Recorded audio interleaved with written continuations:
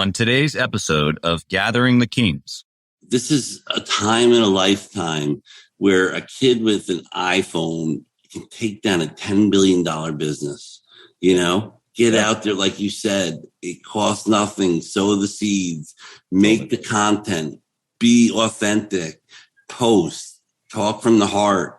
Like there's no barrier to entry. Like never again will we have this opportunity. You are listening to Gathering the Kings with Chaz Wolfe, featuring fellow 7, 8, and even 9-figure business owners who have real battle scars from business and life, but have prevailed as the king that they are designed to be.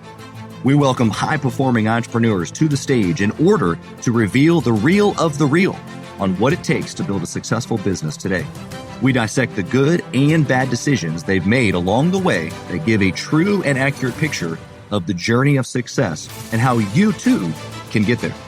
Through this dialogue, you will learn the value of growing your network and surrounding yourself with power players and kings like today's guest. Grab your pen and notebook because we're about to dive in.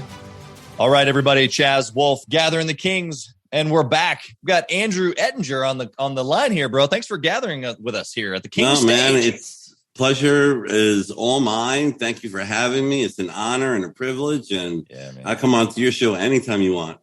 Dude, I love it. You're in Costa Rica right now. We were just kind of talking off air. You're getting your little setup going over there. But, dude, you're in Costa Rica, man. Well, just before we jump into the business stuff, tell us about Costa Rica for a half second, please. Dude, it's amazing. It's like it's 85 to 95 degrees. The cost of living, not having to have Amazon packages come to my garage, 20 times a day, which is total blowing consumption. And sure. There's no left wing, right wing, conservative, non-conservative, anti-vax, vax. It's just pura vida. And, I have an awesome team and they're all empowered and they're all well compensated. And it's a culture that we created, and we have a 30,000 square foot warehouse. And I know that if I do my thing from here, that my shit's going to get done in Connecticut. Oh, I love it, man. I love just the perspective there. And you get to live a life that not many people do. So listen, my wife has a disease called endometriosis, and 1 in 10 women have it, but it's not diagnosed and people don't know about it. But it's a feminine, it's a women's disease, and it could see a stage 4, and there's no cure for it. It's chronic pain, and doctors don't understand it, and employers don't understand it, and husbands don't understand it. Right. And so, people think that it's a fake, and, we came down here for a week and she was in 60% less pain, and wow. My son's allergies, and, it's one of those things that if you read about it, 95% of the husbands leave the wives because it's all about, physical. And it took me 3 years to convince my wife, because when they feel like they're not good enough. And, my wife's my queen. She's on my pedestal, I love that. She runs the roost. I do my thing. I bring the bread home, and she nurtures me. She nurtures the kids. She puts my socks on when I'm I'd be nowhere without her. Behind every good man is a great woman. And, it took me 3 years to convince her that all that other stuff is just white noise. It's just not important. And, so most women almost push their husbands away at that point, but she couldn't get rid of me. If she, I love it. And so the move there has been instrumental, it sounds like, to you guys. Yeah. And it's, listen, when you're 20 years old, you say to yourself, I got 60 years left. When you're 50 years old, I'm turning 50 this year. You don't know if you got 5 years left or if you have 25 years left, I'm 6'5", 240, I'm 50 meters from the beach. I get to swim, I go down for 15, 20 minutes. I swim. I do my push, I don't want to be that guy who has a rainmaker that worked these 18-hour days to come home and sell out his business and then not have a 6 and 8 year old and not be able to, cherish the time with them, so it's been life changing. It's a work-life balance. And if you don't have it, it's just money's not everything. If you're miserable, and you're poor, you're going to be miserable when you're rich. That's right. There's so many other factors into life. I love how first off, you called your wife a queen. We're on the same page there. And just the other pieces to life. Some people call it life balance. Some people call it just like the language that you use in Gathering the Kings is obviously at the king stage. You just realize there's more than just the battle. Like there's so many other things happening inside the kingdom, or in this case, just life, like the things that you desire, things that you want, things with the kids, and they all work together or they don't. To your point. And I think that we can find happiness in getting those things together. So I kind of create a bubble, like right around me, like of what, my wife, my kids, my mother-in-law, and I surround myself with the bubble, and it's like that.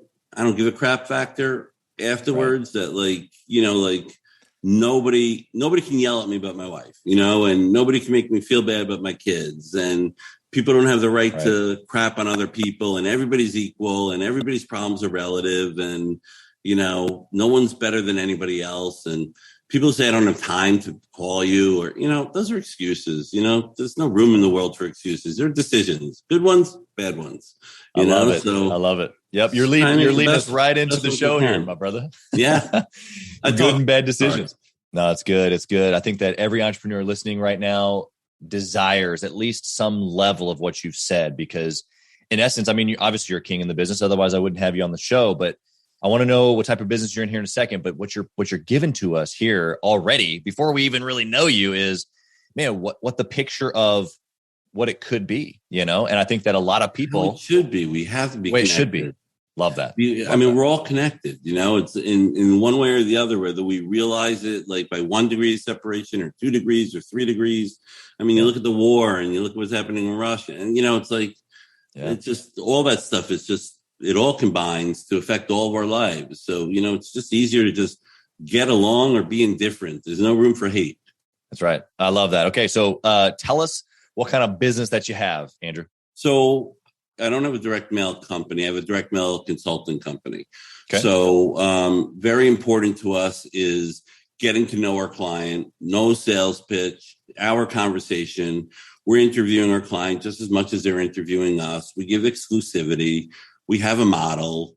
It's, prospecting, it's retention, it's doing radius mailers around installs, because neighborhoods are built at the same time. So there's a good likelihood that if someone's having a problem, that their neighbors are. You see, they've seen your chalk, they see your yard sign, and then they get this piece of mail that says, we just did a job in your neighborhood.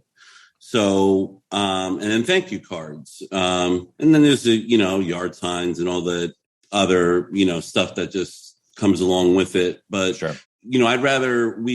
I won't take a one-time customer who wants to do 50,000 pieces or 100,000 pieces. I want to go deep, not wide.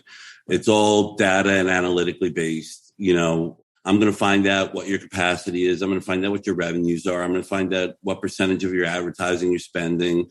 It's not going to be an arbitrary sales call. We know what percentage that you should be putting into layers, and you should be doing layers. And anybody who comes to you and tells you you're not, we try and educate about attribution.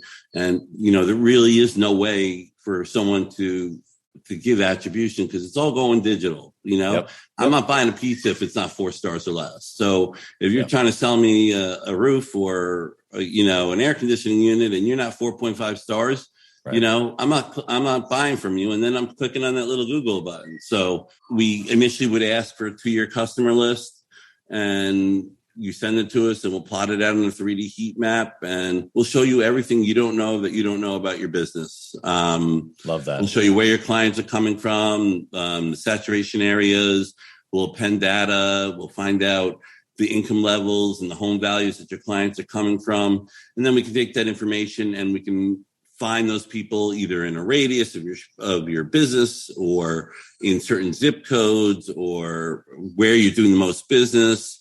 And then we give it all to you, and there's no commitment. If at the end of the day you don't like what we have to say, we typically don't even talk about price or anything like that until we're done with the thing and someone says, okay, send me a proposal. Right. So yep. I love that. No super genuine upsells, approach. graphics are in charges.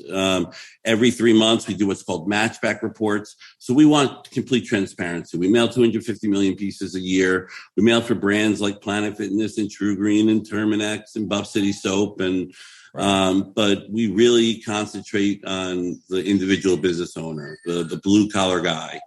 Yep. So every 3 months, we're going to match back every sale that you've done to whether the person received mail, what type of mail they received, when they received the mail, how many new customers they got, what their cost per customer was, what they did in total revenue, what they did in total revenue on their existing clients. Yeah. And then we do A/B testing where you have the same controls and we find the same demos in the same areas and we just mail to every other route.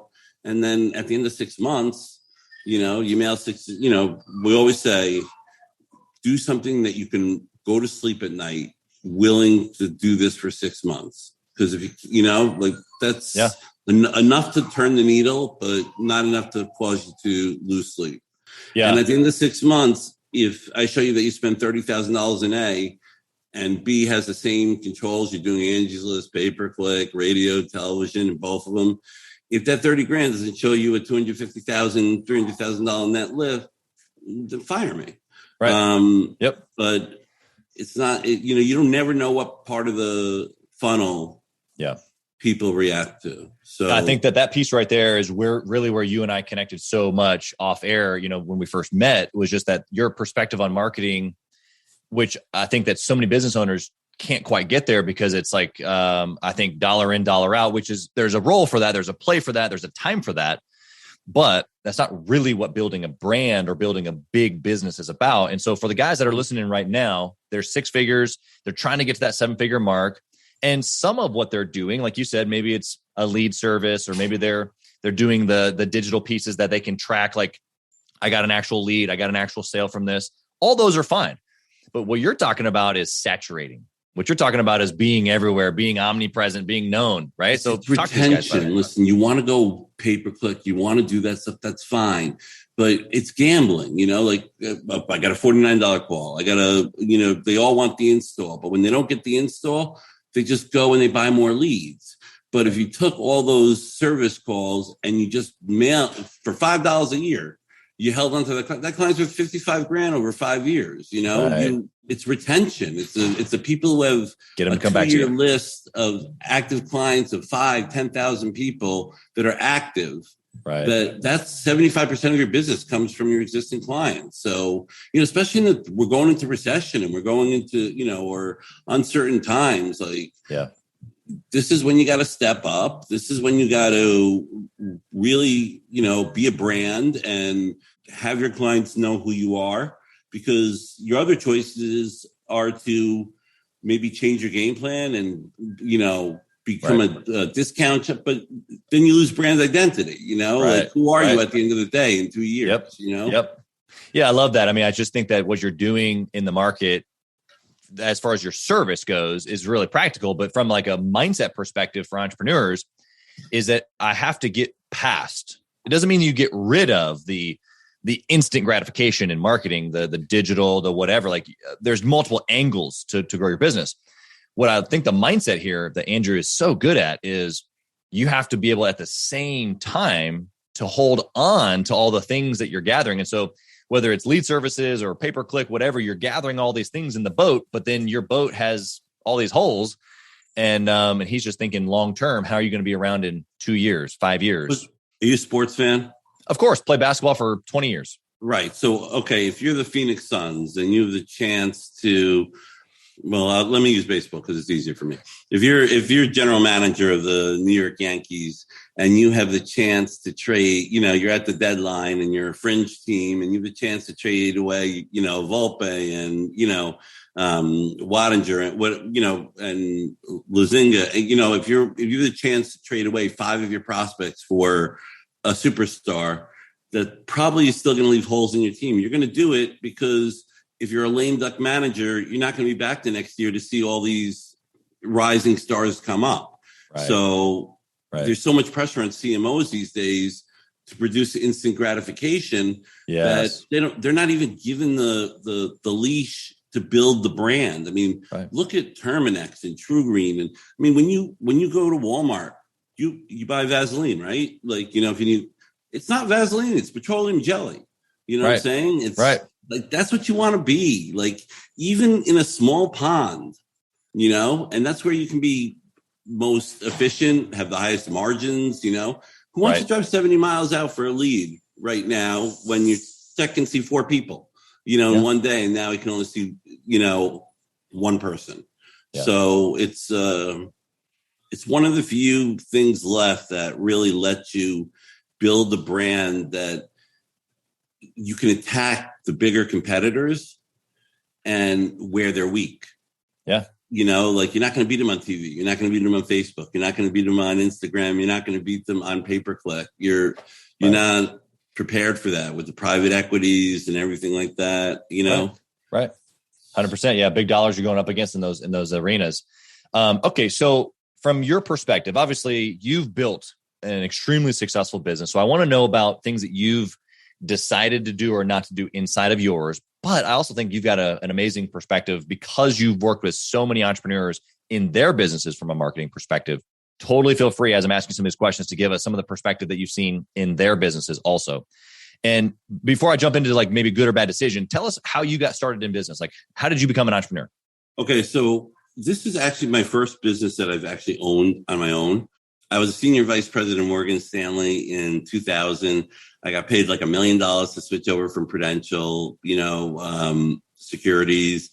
I thought I was a genius. Everything I picked went up. I was killing it. I was doing enough drugs to kill a horse. I was dating all the wrong women. Like nobody. Honestly, until I met my wife, I've never had anyone love me. Like literally just love me. Unconditionally. And the market crashed in 2001, and I lost all my money, but I lost all family and friends' money. I had $150 million under management. And I was literally on the street, I hung around for like 2 years in New York City. My best friend, Joe, he's not my partner, but like without him, he gave me enough support. And then he cut me off and he said, I said, Joe, I'm done. I fixed my life. And he's like, F you. I'll know when you fix your life. You can't tell me when you fix your life. And I got up and I moved to Connecticut, and my soon to be ex-partner put me up on his couch for 7 years. Wow. And I was making $10 an hour, $15 an hour, $20 an hour, and paying people back and not spending a dime. And It wasn't debt that was credit card. In 2010, my mom passed away, and it's like I lived with regret for so many years because she never got this. I was always a good person, but when I made this money and I was doing, I thought I was an asshole, And when she died in 2010, I took 3 months off of work, and from the minute she got diagnosed, like she basically was homebound, and I stayed home, and I did things that, no son would ever want. I mean, I was there to do it, but it was, but she never got to see me get married, and she never got to see me have kids, and she never got to see me become successful, and I lived with such regret until I got married and we had kids, and I looked at my wife, and man, I think I'm a good father, but and my wife slams it, like she nurtures him. She gets up and, she does her thing. Takes care of every thing. And I realized then, like, any mother would give their life like that. Yeah. My mom left me $200,000, and it allowed me to buy a starter house, which allowed me to get off this person's couch, which allowed me to date people, which allowed me to get into shape. I went to the gym for 4 hours a day, for 6 months, and I got ripped, and I went on 400 first dates, and it was like a game of cards, and I didn't want to go on a second date. I wanted to just find the person, and I had this one person who was in Staten Island. She's like a 3-hour drive, so how do you date her? And she just kept going to the bottom of the list, and finally met up with her and we moved in together. You knew. And, like the greatest thing that ever happened. And, as I slowly, turned our company from $1 million company into a $10 million company, falling out with my partner, and it happens. And, there's a lot of resentment, but I don't forget where I came from. And I don't forget that I slept on his couch for 7 years. And so as much as I think that like I got the raw end of the stick, I still appreciate, like that. Yeah. Everything's cause and effect, right? It's a game of inches. So him pushing me out of the business and me losing my 25% pushed me into opening the best postcards in 2019. And I was supposed to be a partner, but I wasn't on the book. So I went to the bank and they're like, oh, well, you have $20,000 a month deposits every month, but you don't have a K-1, you don't have a 1099, you don't have a W-2. Right. So I put my house up. I borrowed money at 3 points and 13%. And I looked at my wife and I was like, we could lose everything. And she's like, I have all the faith in the world in you. She's like, whatever you do, you'll be the top guy. And, you'll always know how to talk. And even though I have marbles in my mouth, and she's like, go do it. And I did it. And we went right into the pandemic. I remember on March 10th, I gave away $10,000 bonuses we had 16 people working at the company at the time. And then 2 days later, the pandemic hit. Yeah. Throughout the pandemic, we grew our business by 20% month over month to this date. So it's been like 20 some odd months of 20% growth. And it's been absolutely phenomenal. We have 46 employees, and we don't hire dicks. We don't work with dicks. Like you're is that on the wall somewhere at the office? Is that on the wall somewhere? Yeah. Oh yeah. It's all over the place. And it's like, we're there's no commissions, it's all in, everybody's all in. We're not a 9-to-5 shop. We have more experience in these industries than anybody else. We have ambassadors that, are available 24/7, like we're at the top of the fields to take calls and do Zoom meetings. We offer marketing. We create an ecosystem. Yeah. And this year, our average raise was 40%, and we gave out $550,000 in bonuses. So when we say that there's no commissions, it's because I get all the leads. Everything's inbound. And they're all 85% qualified, and they're all into the program.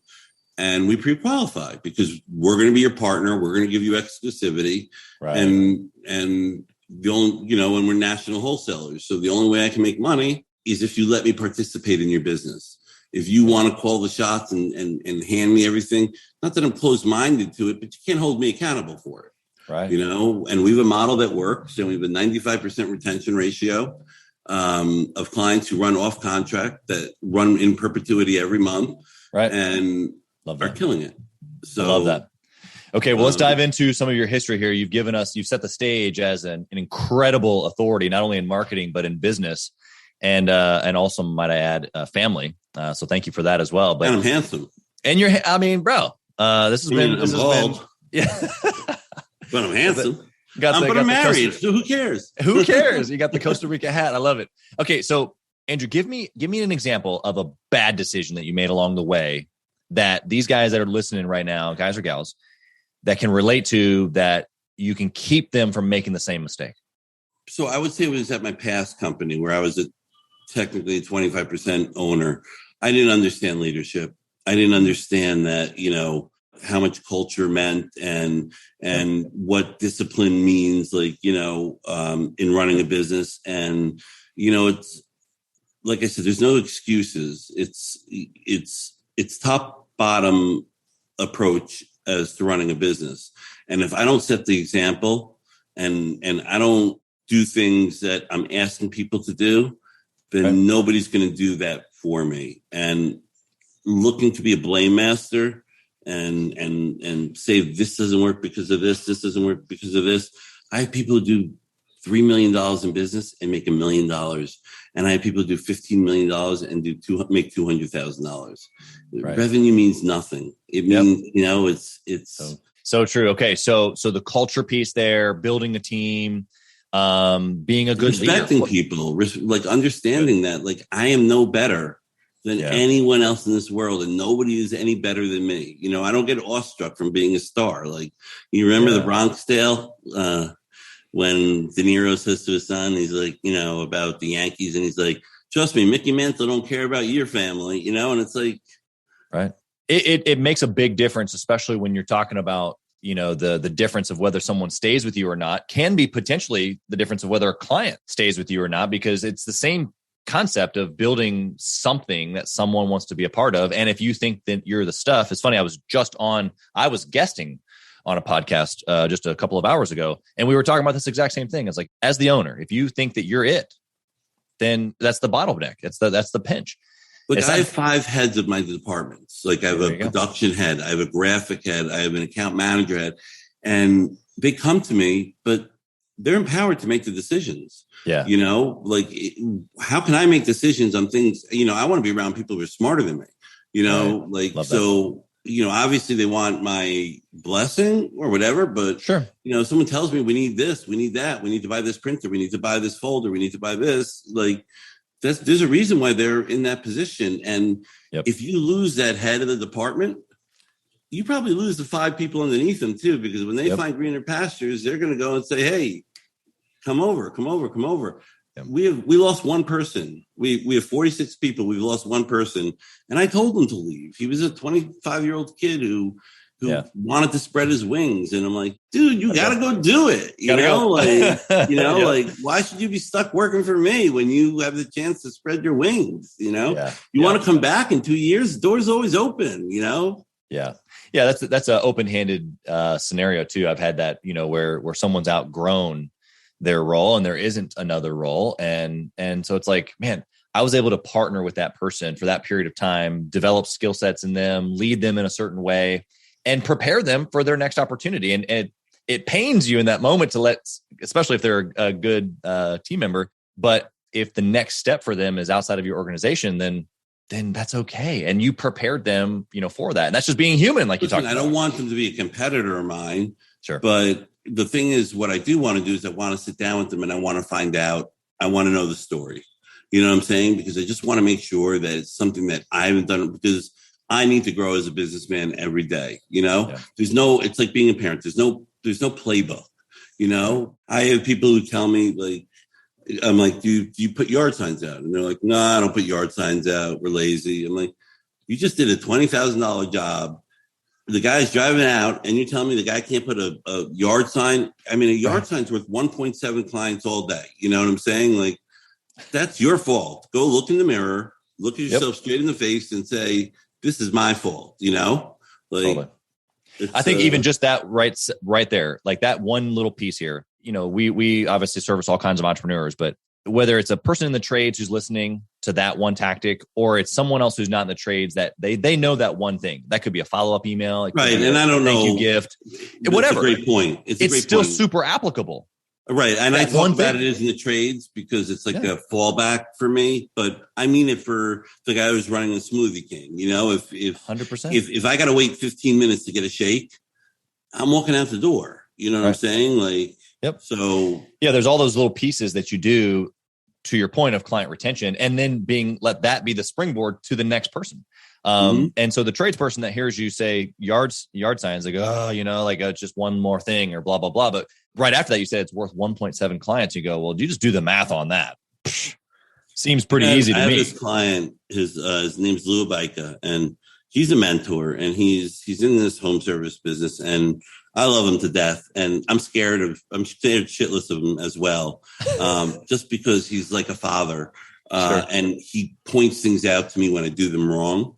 Okay, but he does it because he cares. It's not doing it to lecture, but we have this system where we have these like PVC credit cards. They're made of 15 mil PVC, and when you're leaving a home, it says $50 referral. And on the back of it, it says, write your name on it. And if somebody calls and uses this card, we'll send you a check for $50.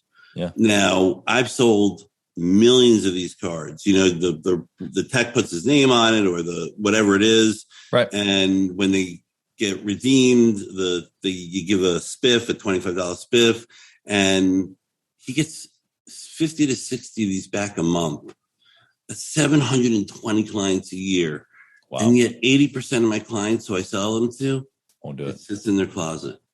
You know what I'm saying? And it's a discipline, you know, it's, you know, listen, I don't run my business perfectly. I still make mistakes. I don't follow up correctly or do that drip, or there's probably 50% of my clients don't know half the products they offer. Sure. You know, but you know, I strive to be better. Right. And you know, I guess knowing that I'm screwing up is half the battle. But. Yeah, half the battle, because then you can't adjust if you don't know the area to adjust in. And so let's flip the coin over to the good decision. What have you done along the way, or what have you seen done in maybe someone else's business that was just profound, instrumental to your success? I read a Harvard Business article in 2019 when the pandemic hit, and my house was on the line, and my largest client was Planet Fitness, and they were all closed through the pandemic, and I literally had no business. And it said, empower, you know, you can either micromanage or empower. You can either hide or you can become the next brand. You know what I'm saying? And I spent $1.5 million in advertising. I took all the trade magazines and I paid to have them polybagged, and I put an outsert in them. And I did it every month, and I paid for social media, not paying, but I paid for organic, you know, like sure. Yeah. For people to help me build a network. And I started talking, but never selling a product, you know, just trying to give advice to people. You know, I don't think my product's the end all and if all. I think it's a layer, and I think you need multiple layers. And, you know, sometimes I vent on agencies or something. I'm going to get you an 8X return, you know, and give me 10 grand. Well, you know, what's an 8X return if you're working on a 20% margin? You spend $1,000, you get $8,000 back. 20% of 8,000 is 1,600, you know, and then you have your overhead, you pay taxes. Like, I rant on that because if you go to LinkedIn and you type in digital experts, 10,600,000, you know, and there's no voice for my business. So maybe I give some people, some agencies a bad rap, because there are some really good agencies out there. Of course. They're just really hard to find. You know what I'm saying? And, you know, in my business, there's 3 cents profit. There's 4 cents profit. In digital and television, there's remnants, and there's kickbacks, and there's reasons to buy this, and there's bots, and there's, you know, all shit I don't understand. Like, so I could probably monetize my 1,500 clients and sell them all this stuff, but I just want to stick in my corner. I want to stick in my lane. I want to do what I do great and be so passionate about it.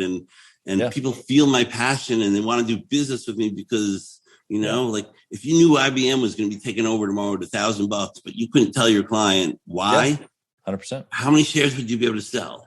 Right. You know? Yeah. Yeah. I've had the same thing happen in one of my businesses that's actually associated to the podcast, the Gathering the Kings Mastermind. Like, and I love your podcast. Thank you, man. It, you know, I appreciate it, dude. I mean, to have a guy like you on the stage. No, but you make people feel comfortable, and you get the best out of them, and you don't, you know, like, listen to some of these podcasts, and it's so monotone, and it's so like, you know, this is this and this is this, and who the hell, you know, we've all been webinared and zoomed out and podcast out, like, you know, like, got to do something different. Just like I want to differentiate my business, you're differentiating your business. You know what I'm saying? Like, you're doing it differently. You know, I appreciate that. We've had a ton of response, and from listeners like you, or from guests like you, even saying, man, like, you're doing really cool stuff. So I appreciate that. You know, and so for guys that come through, that are looking for like business coaching, and it's like, man, although I could do that, that's not what a mastermind is, you know? And so to your point, I just want to stay in the lane. I want to do what I do really, really good, which is like high level strategize and bring people together. And so I just think that what you're saying is so applicable to the person's business that they're listening to right now. They're in the trades, they're a marketing person, they're a franchise owner, they're whatever they are. And they're trying to get to that next level in business. And I'm hearing you say, be passionate, number one.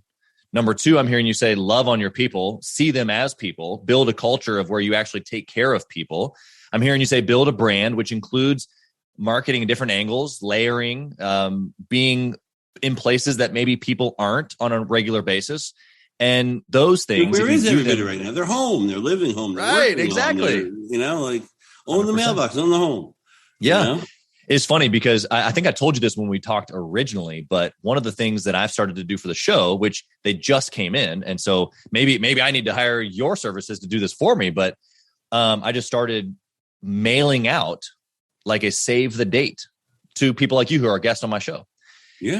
And so like, I don't get anything necessarily from you for being on the show, but it's the relationship. Who knows where you and I go or who I meet through you or whatever. And so I want to foster those relationships and sending them something in the mail, bro. Nobody does it. Nobody does it. It's like, and it's a treat because you get a million, like name the last digital display ad that you saw that you didn't click on. Right. Exactly. Name it. You can't. Right, you can't. Exactly. Yep. But you can name the 5 pieces of direct mail that came to your house today.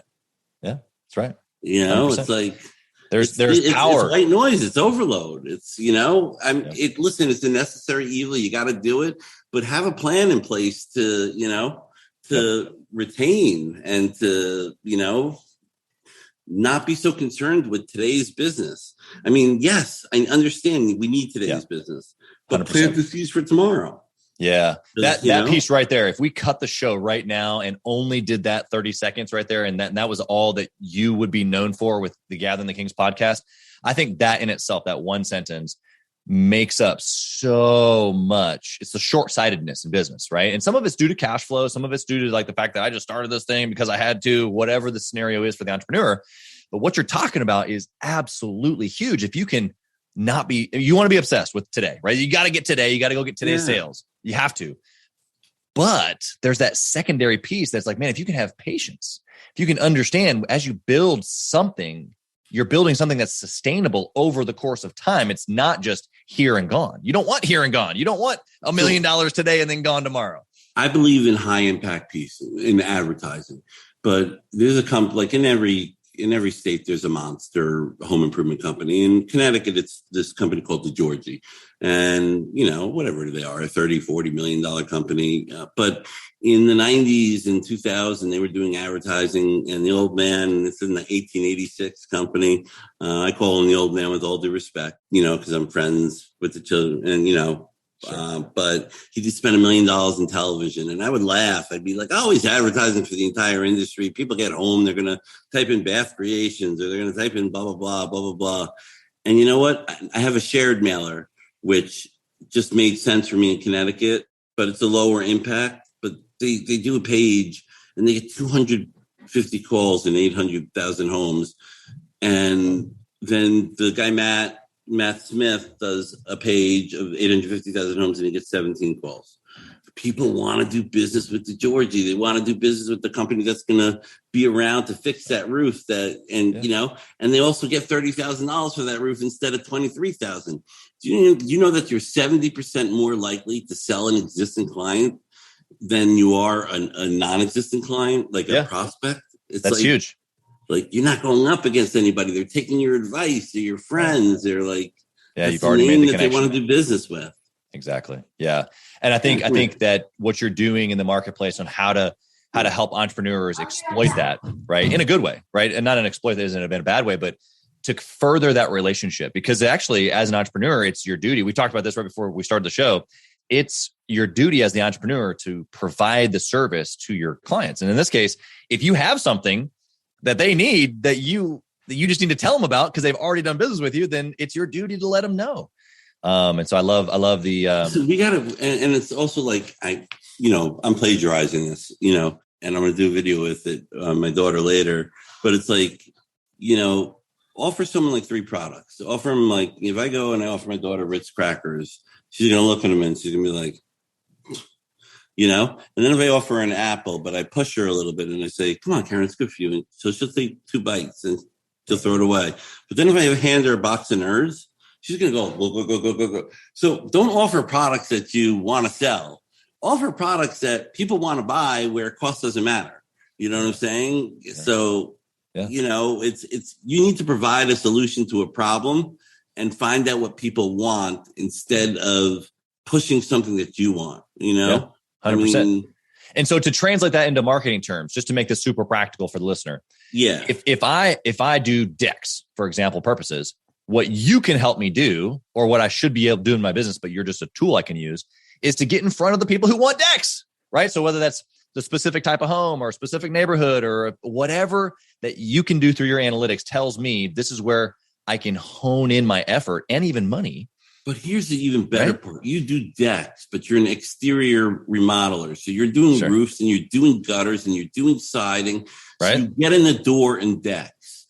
And now your guys have the opportunity to sell roofing and siding and, and you all know, the other things. And now you have an opportunity to send them a quarterly mailer saying, you know, because it just doesn't work with you. You know, they trust you now. Like that cross-selling and, you know, like we all think we're memorable, but we're not. Like, you know, when your plumber comes to your house, like you don't remember. And that guy also does HVAC. And then you go to HVAC near me and you end up using another HVAC installer. Right. Does it make sense? Like just because you didn't keep up and you didn't, you thought that client that did plumbing with you, remembered that you did HVAC, but they don't. Exactly. They don't. They barely even remember that you did the plumbing for them. Yeah, no, for sure. Okay, let's transition to the speed round here as we kind of wrap up. Got a couple questions here for you. We're going to go one-word answers if possible. Yep. First question is this: if you could only pick one metric, you're a big data guy. One analytic metric. Net lift, meaning once they've applied your product, how much of a boost? Is that what you mean? Yeah. I'm like, if my product doesn't show that boost, then they shouldn't be doing it. Yeah. And you wouldn't be in business. Okay. Next question is, what book would you recommend that a six-figure owner read who's trying to get that seven-figure mark? So that's the one that took me hard, but honestly, I would just read Harvard Business articles. I've learned so much from them. There's a great article right now. I'll send it to you afterwards about, you know, navigating through the recession, knowing who your clients are. There are 4 subsets of clients and knowing who your client is and which one you have to cater to, you know? Love it. Yeah. I think reading, education, it can come in all forms. So articles are huge. I love that. In fact, it's usually what I'm doing on my phone when my wife's like, what are you doing over there? It's like, I'm not scrolling, I'm reading. Right. Okay. Do you intentionally network or mastermind with other entrepreneurs? Always. You know, I don't believe that. I don't believe in emails. I don't believe in cold calls. I don't believe in reaching out. I don't think you own the client. I don't think you ever will own the client. I don't think you'll ever have the relationship. Every client of mine comes from a third-party endorsement or comes from a networking event. I don't do 500 show things. I work with groups that are small, concentrated groups that spend a lot of money to be with certain people. Sure. And I spend a lot of money to be a sponsor and to get up on stage and just tell my story, you know, and so it's all networking. It's none of my salespeople ever have to make an outbound call. Yep. I love that. Okay, good. And last question, which I think I kind of know what your answer will be, but I'll let you answer it. If you lost it all, Andrew, what would you do? I've lost it all before. So I would just do something else. I mean, as long as I can talk, I can sell, I can, you know, like my wife said it to me and she's what empowered it to me. It's like, you could lose it all. And I have no doubt that you'd be the top salesperson at any organization, as long as it's not tech. You know, you'll be the top salesperson at any organization. So like, I have no fear of losing it all. Cause my biggest fear of losing it all is that it's not of losing it all. My biggest fear is that I'm going to get rich, but all my employees, you know, even if they make 6 figures, even if they make 150, 200,000, you know, that they don't have enough financial education, which is something that the world is just lacking, you know, the younger people. I'm just worried that I didn't give them enough time. I couldn't sell my business if I wanted to. Like I could sell my business tomorrow for 20, 30 million. I couldn't do it because I didn't give my people enough time to make they make good money, but not enough time to make them rich. And where would I leave them? So I'm stuck, That's awesome. I want to retire in 3 years, have my CFO become my CEO, be on the board of directors, and go teach at a university marketing for 10 hours a week and do sales for 25 hours a week, I love it, man. I love the vision there. And you're so right. You're so right when it comes to those moments of just being able to see that piece in front of you and being able to even take those steps now to get there. If these people didn't do what they did for me, there's no way I'd be where I am. Yeah. 100%. Like how? Well, and that's a super practical way you can give back, right? Like knowing how to not only get them money, but then teaching them how to then build something for their family. Yeah. When I looked at my 401k match, like we match 4%, we do profit sharing matching, like someone who maxed out was getting 30 grand in their 401ks this year, but when I gave out bonuses this year, I told them, here, you can have a $20,000 bonus or you can have a $30,000 bonus. But if you did a $30,000 bonus, you got to put 10,000 more into your 401k, so I didn't, I made them do it. You know what I'm saying? Like, yeah. Encouraging the right steps. That's huge, man. And something that a king has to pay attention to, kind of coming back to the king language, is that, at the king stage, it's not just about you. It's about your team, about your family, about the community that you're in, all of the other pieces that are around you that you now have responsibility for. And so I love that super practical thing that you're doing for your team. And I'm sure that you're not done by any means at all with your influence. So, Andrew, how can someone connect with you? Whether they want to buy your services to help their business grow, they want to just connect with you as an entrepreneur. How do they find you? Because what I want to do for the audience is anybody who wants an analysis of their business, who wants to look and find out who their customer is, reach out to us, either Andrew at thebestpostcards.com, Ashley at thebestpostcards.com, sales at thebestpostcards.com. Go to our website, fill out a form, and we'd be happy to take your customer list, plot it out for you with a 3D heat map, get you on the phone with a data analyst, show you who your customer is, show you their income levels, their home values, and show you who you should be prospecting to, who you shouldn't be, not whether it revolves around direct mail or not. And we'd be happy to do it for free. Yeah, so I love that. Anybody who wants to do it, we want to help the business. And, you never know where your biggest client comes from. When I was in the market, a $40,000 client got me a $40 million client. So I love that perspective. So just to make sure that that's super clear for the listener, if you want a free assessment, some free analytics for your business, I want you to check out the email addresses and the website that'll be in the link below, and connect with Andrew and his team, and he'll provide he's already provided amazing value here on the show, but he's going to continue the value, and you get the benefit of just being a listener here. So, dude, thank you so much for being here. Thank you for giving of yourself. Thank you for doing all the things that you've done in business and past, and all the things that you're going to do in the future. It's an honor to know you. And Chaz, I just ask one favor. We love to. We're building a library, an educational library on our website, where people who excel at what they're doing and give different perspectives. If you will honor me and letting me do an interview with you and talk more about you on your end, of course. So that we can share that with our followers, it's huge. That would mean the world. Yeah, that's huge. And since we're still being recorded here, I want to just point this out to the listener. So first off, absolutely. Thank you. I'm honored. What just happened is the law of reciprocity, right? And so, Andrew's given, I've given, we've given to each other. We want to continue to give to each other, give to his audience, my audience. And so I just want to encourage you as a listener to go out and give, whether it be your time, whether it be your expertise. I want you just to press into the marketplace, whether it has a dollar sign attached to it or not. I want you to go and I want you to sow. I want you to sow good seeds into the marketplace, because a good seeds always reap a good harvest. And so I just so appreciate you, man. Thank you so much. One last thing, and I know I'm killing you, but your wife was right, man. You always got the one more thing. I love Gary Vee, or I used to love Gary Vee, and I don't dislike him, but it's hard to follow a new, different way to do business every single day. But Gary Vee is great at doing what Gary Vee does, and that's bringing attention to himself. But the one thing he said is this is a time in a lifetime where a kid with an iPhone can take down a $10 billion business, get out there. Like you said, it costs nothing. Sow the seeds, make the content, be authentic, post, talk from the heart. Like, there's no barrier to entry. Like, never again will we have this opportunity.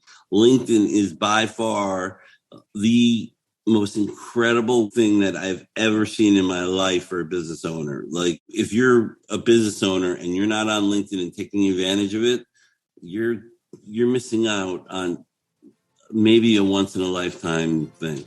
Yeah, that's huge. Okay. Well, we just so appreciate you. Wish you absolutely nothing but success in all that you do. Okay, buddy? Thank you, brother. Thanks for listening to Gathering the Kings. We hope you got a ton of value today and learned a thing or two about taking your business to 7 figures and beyond. If you desire more and want a community around you to help you get there, I want you to go to gatheringthekings.com. That's gatheringthekings.com. And I want you to apply for our next Becoming a King 90-day intensive. We are extremely exclusive by nature as a group. What that means is that we're really wanting only the entrepreneurs who take their business and targets super serious to apply. So if that's you, you think you got what it takes to level up your business, I want you to go to gatheringthekings.com and apply. And we will see you on the other side.